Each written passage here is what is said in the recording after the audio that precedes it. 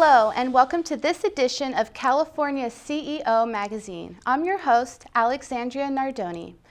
We recently joined Anchos Southwest Grill and Bar during its week-long celebration of their 25th anniversary here in Riverside, California. We talked with the owner, Dean Bergstrom, and manager, Pepe Padilla, to discover their secret to success and what 25 years of service meant to them and the community. Since its opening on November 7, 1989, Anchos, an independently owned and operated restaurant, has become one, if not the most successful restaurant in the inland Southern California region. They accomplished this by sticking with their original business plan. Now, let's go meet Dean and Pepe. My favorite is salmon with cilantro lime butter because the taste is just so wonderful with that. Well, I think tonight I'm having my favorite, which is the fresh salmon. Yeah, their fresh fish is just great. I love the fresh fish. The carne asada and the shrimp. They are just, that combination is just wonderful. The tortillas for her. I love the tortillas and salsa. Hands down. What keeps me coming back is just the fresh food, and that nobody does fish like Anchos. Nobody does fish like Anchos. Welcome, gentlemen, and thank you for joining us today. Thank you for having us. Thank you, Alex. Definitely. So, from what I understand, you're celebrating your 25th anniversary. But before we get more into that, I want to know, when you two first opened the restaurant, since you have been there since the beginning, what was life like for you and the restaurant? It was a huge challenge. My original two partners, a gentleman by the name of Doug Wardle and Jack Collins, we kind of had this inspiration. We'd all worked together in Houston, Texas in the early 80s, worked for some corporate restaurants then, kind of went out on a limb and took this adventure on, and it was a bit of a stressful event. We were fortunate that we did have some good financing behind us. We had some great staff. We had some what we thought were talents. Found this location, had a lady here do a build-a-suit for us, and we got the doors open and got rolling. Our style of food was a little different than your traditional Mexican restaurant, so that kind of caught some people off guard. So we really had some, I don't know if you want to call it education, we just really had some taste buds to nurture and to build. We made some adaptations to some of our recipes, but we just stuck with it, and we had some, I don't know whether you want to call it divine intervention or some luck or whatever come our way, and several times during the course of the history of the restaurant, and things just got better and better and better. The community was more and more accepting of us, and we were more at one with the community, and things kind of started to take off. And now the last umpteenth years, we've just really concentrated on sticking with our business plan, sticking with our original direction. We find now that as time has gone on, that now we've created certain flares, and so when you talk about change, we really don't want to change because people expect a certain identity when they come to Anchos, whether it's the flavor of the food, the style of the service, and we get that comment all the time. One of the reasons we come here is because consistency. You guys are always the same. So when we sit down and talk about making changes, we kind of scratch our heads a little bit and think, well, okay, what are the repercussions of this? Because remember, we got those people that everything needs to be the same. And then Pepe, as a general manager throughout these years and throughout using this word consistency to market yourself as a business, I mean, what do you think has made Anchos so successful these past 25 years? I think consistency in our flavors, consistency in the portions, consistency in the service, and giving back to the guests what they're paying for. Everything has to be done with friendship, fairness, and honesty. We offer fresh food. They pay for fresh food. We offer the best service in town. They get that. Every dollar that they spend is turned back to them as what they expected for every dollar that they spend with us. We try to be a destination because they know they're going to have a happy face at the end of their experience here. And money in the wallet. The other thing that I think is really critical too is that within our, as Pepe alluded to, friendly style service, and it's kind of almost a hometown feel or whatever. I mean, Pepe and I are always here when our guests are here. And we are out on the floor. We do not spend a lot of time in our office because it's not real fun in our office anyway. It's not very big. But we like to spend our time out on the floor with our guests. And we go out and we talk to our guests. And people ask me sometimes, you know, do you have comment cards? The comment cards are right here. It's Pepe and I. And we really, really care about our guest experience here. Now, we know we can't please 100% of the people 100% of the time, but we sure try. And when people want to give us feedback, we take that and we try to develop all our staff. And we're very fortunate that we have a lot of long-term staff here in the restaurant that are keyed into that also. So if there's something that maybe is a little bit off, or they feel a little apprehension at a table, they know they can come to us, and we want to get out there and we want to talk to those people. You know, we'd like to appeal to families. We're not a kids restaurant, but we want to be very, very family friendly. So we take care of it, whether the kids, you know, when they come in, people are comfortable.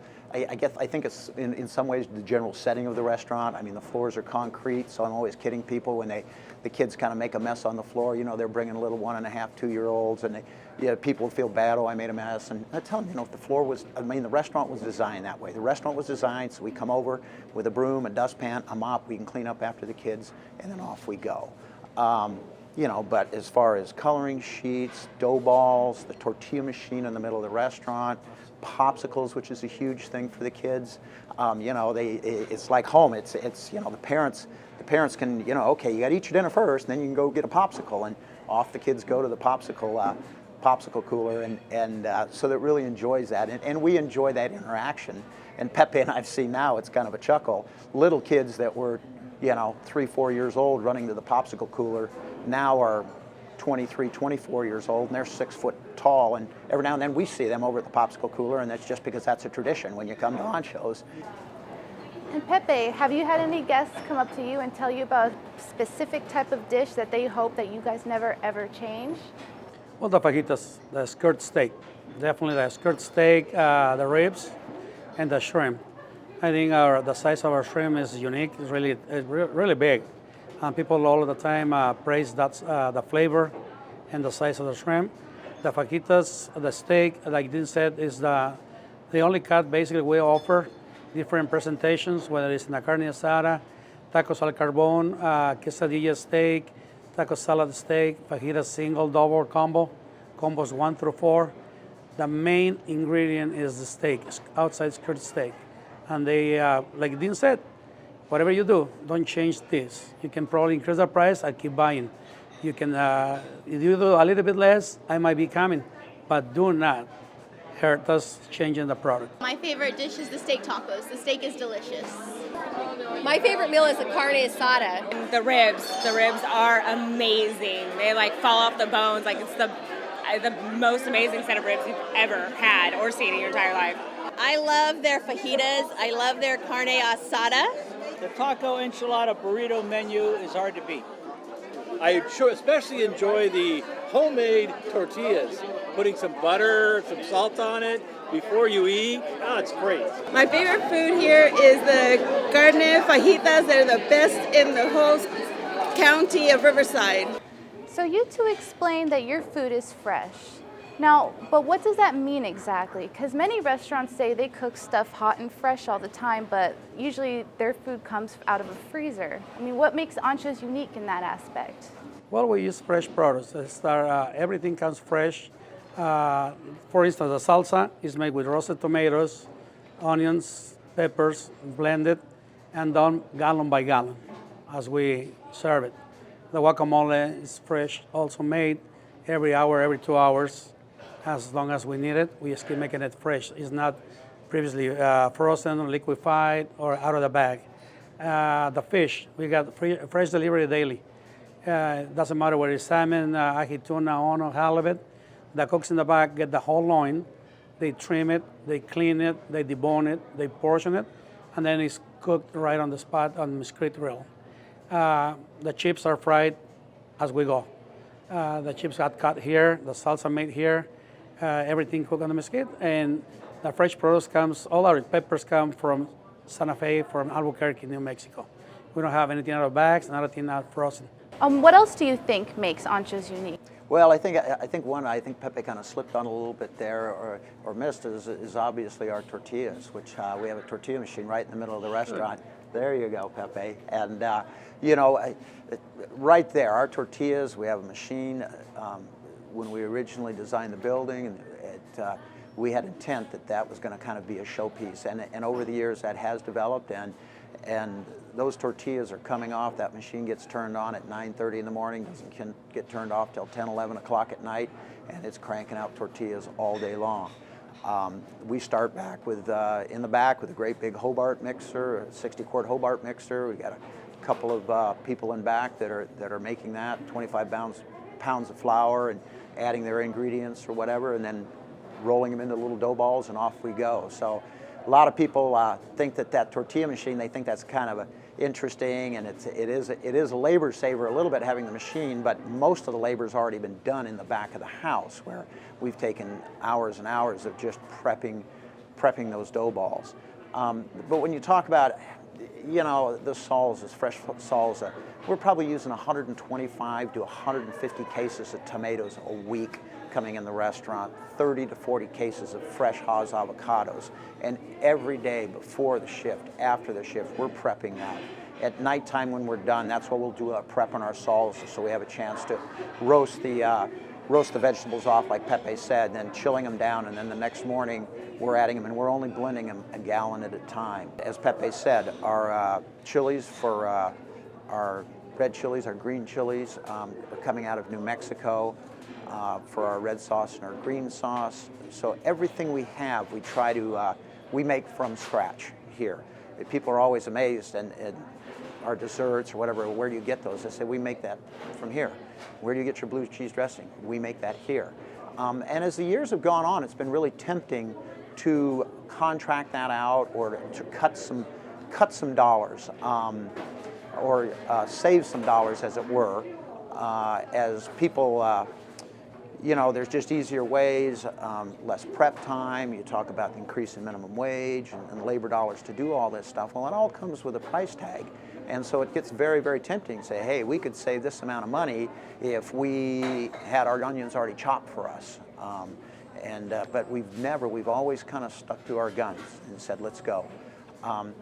And it's amazing, over the years, we've always kind of looked. We just had a series, probably a year and a half ago, that you always had these companies to you that, hey, we have no preservatives added into an avocado pulp, and this stuff will be wonderful, and you know, you won't notice a difference in the taste or whatever. And every time I have done a cutting or a taste test with one of those products, it is not the same as fresh.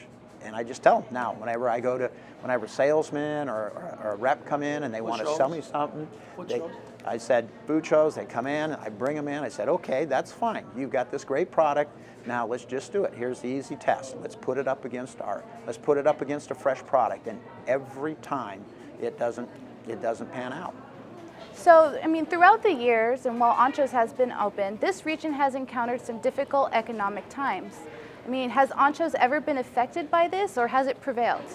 You know, we're always affected by it, you know, on a daily, weekly, monthly basis. The fluctuations in price, labor, that always is a constant little reminder or nerve that we've got to be on our guns or whatever. But what we see a lot is one of the original pillars of our business plan was to never sacrifice quality. That always stay with our quality, stay with great product, and that would show itself through. As the years have gone on, now to even substantiate that, a lot of my guests even tell me, said, Dean, whatever you do not change the quality of your product. You can change your pricing, but do not change that. So, you know, there's a huge temptation. We use a cut of beef all over our menu called an outside skirt steak. Extremely price volatile, and it's an outstanding cut of beef now, and it's grown in huge popularities. There have been so many times, so many temptations to switch to another cut, but every time that's the sacrifice of quality. Every time, and that constantly now reverberates through my mind is that original part of our business plan, but even more so now after 25 years, is those guests ringing in my ears. Dean, do not change the quality of your product. So we just work with it as much as we can. We have some very, very difficult months from time to time, especially when the price of some of those products go up. I think we're fortunate that we're not a corporate scenario, and we don't have huge amount of demand from shareholders or corporate officers for increased profits to make those jumps. We can sit back and say, you know what, let's work to try to weather this storm through. Let's see what happens. Let's run this out for 2, 3, 6 months, and we'll make adjustments. We'll try to keep going on as much as we can, but we'll look at our pricing, but we'll try to keep it as affordable as we possibly can, but we don't want to confuse that guest by changing the product. I've been coming to Anchos for probably 10 years, and what keeps me coming back is the service and the chili rellenos to die for. Anchos is a great place to have a family event, very affordable. You can go throughout all of Riverside, not find a better place than this. We love it. We come here whenever we can. The staff is unbelievably great. You got it. They're wonderful. I love Anchos. They just make me welcome. You know what I really like? I like the tortillas and the chips and salsa, and then I fill up on it, so all I can eat is an enchilada. But I don't know, I'm just a chicken fan. I just got back from Afghanistan, and the first place I wanted to eat was Anchos, favorite place. Now, what is your most favorite part of your jobs for you, Dean, as owner, and for you, Pepe, as a manager? Let me answer that first. For me, I want to divide it in two parts. The first part, I would say this is not my job. This is my hobby. I really enjoy coming to work or to be here every day.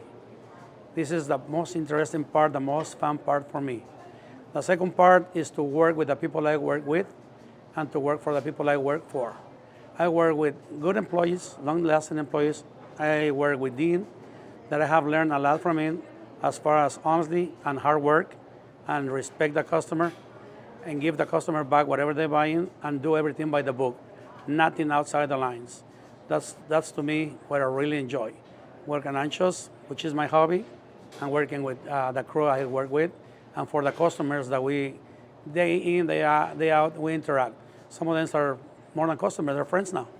That was part of what I said earlier, friendly service. We become friends, we get into our lives together, we talk about our families, our kids, our things in our personal lives. That's what I like. You know, it's like interaction with the people I work with, what I work for, and what I keep learning every day. And how about you, Dean? What's your favorite part about your job? You know, I reiterate with Pepe right there.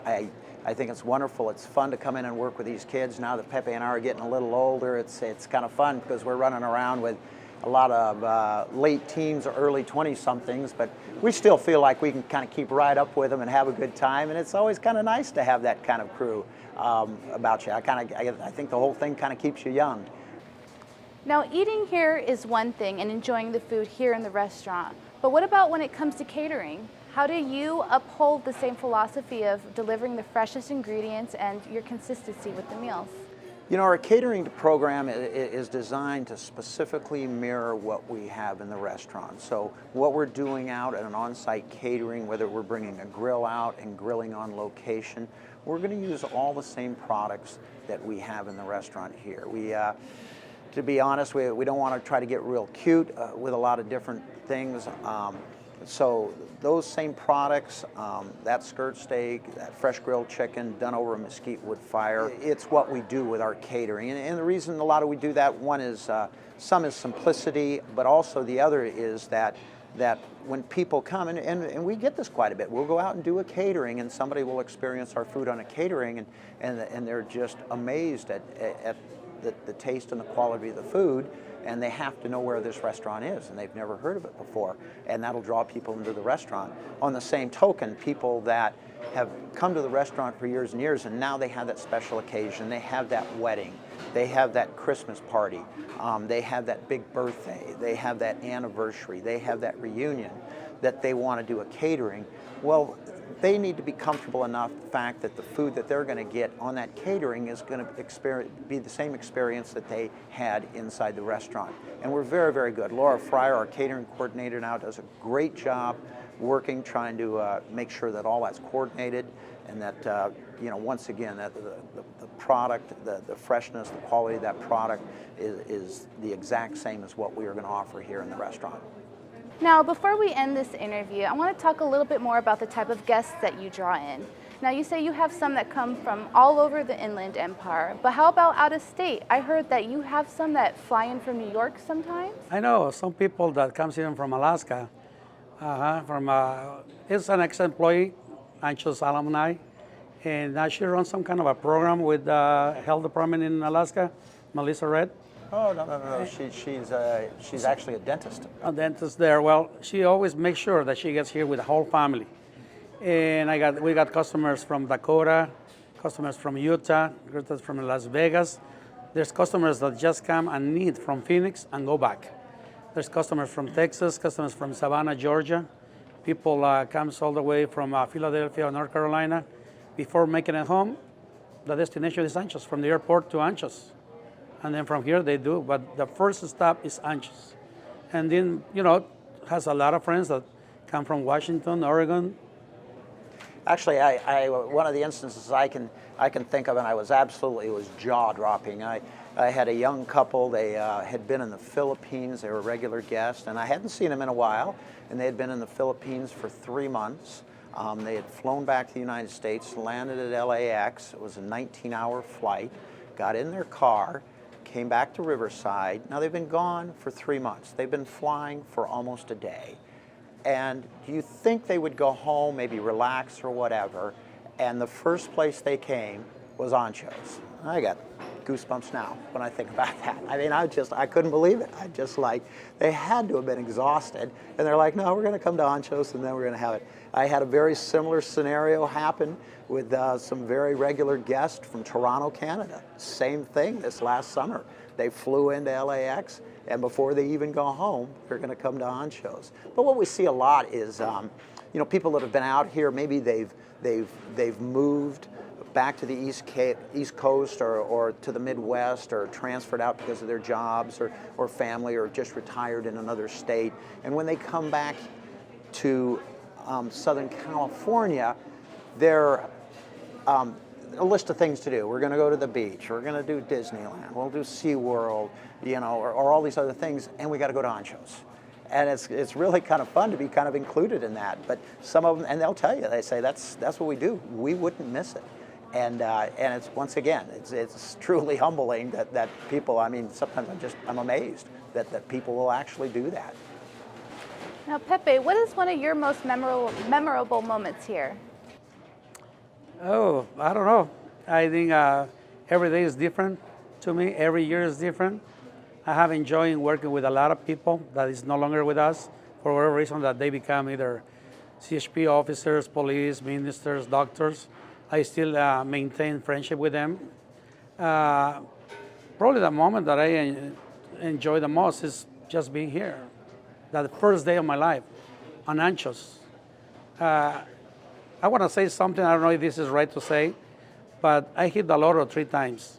The first time is when I married my wife. The second, when I crossed into the United States and came to live here. And the third time is when I started working for Anchos. That's probably the most memorable day. I got lost looking for a job. That's back in August or September of '89. And I saw a sign up there that says now hiring. Go to office C4, which is across. And I met Dean. I met Jack Collins. I met Doug Warrell. And from there, that's the beginning of my Anchos life. So to me, the most memorable moment is that, being hired by Anchos. Some may say that change is good, but for Anchos, you are the only Anchos around. Have you ever thought about expanding, or do you plan to expand in the near future? You know, it's not to say never, but we think about it all the time, and we constantly talk ourselves out of it all the time. You know, there's some costs, some that are indigenous with this restaurant, with this concept, that are a little scary. So when you go out to expand, that's going to be a difficult thing. And I think having a single location, being in one spot, has its kind of uniqueness, its draw when people come in. When you get involved in multiple locations, chains, if that happens, that means something's got to happen in the way that Pepe has to take one, I have to take one. Are we going to be able to manage 2 restaurants or run 2 restaurants effectively as we'd be able to run one? I'm from a corporate restaurant background years and years ago, gone through a restaurant company that expanded and kind of seen kind of the tough side of that, and it gets pretty ugly pretty fast when things aren't going real well.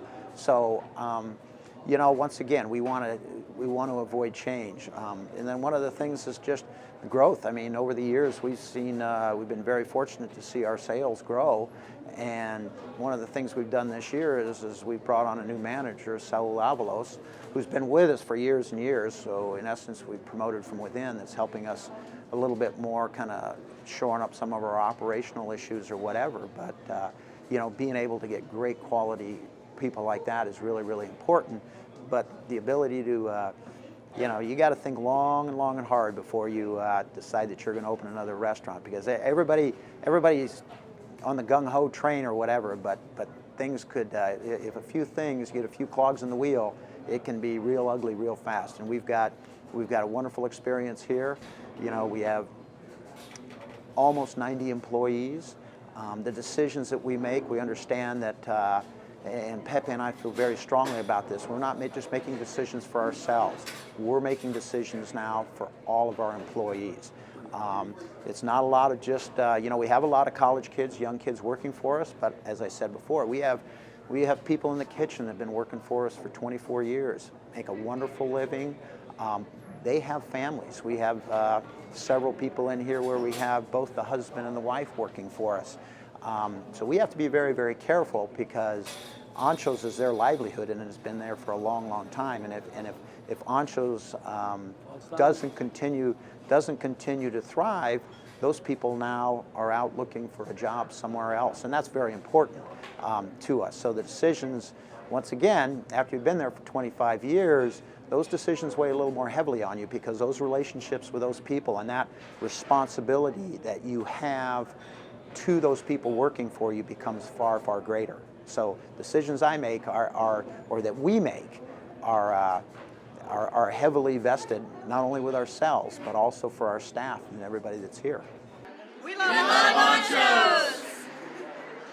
We love Anchos because we work here! We love Anchos! We love Anchos! Anchos' week-long 25th anniversary celebration is a testament to its success, but its goal for such a celebration lies within a desire to give back to the community, insomuch as Bergstrom and Padilla agree that without the support from the community, their success could not be achieved. Throughout the past 25 years, some of their clientele continue to travel to Anchos for dining, even though they now live in different states, including Alaska, North Carolina, Texas, Georgia, Oregon, and more. For many, Anchos is their first stop as they venture back into California. I'm your host, Alexandria Nardoni, and thank you for joining us today on this edition of California CEO Magazine.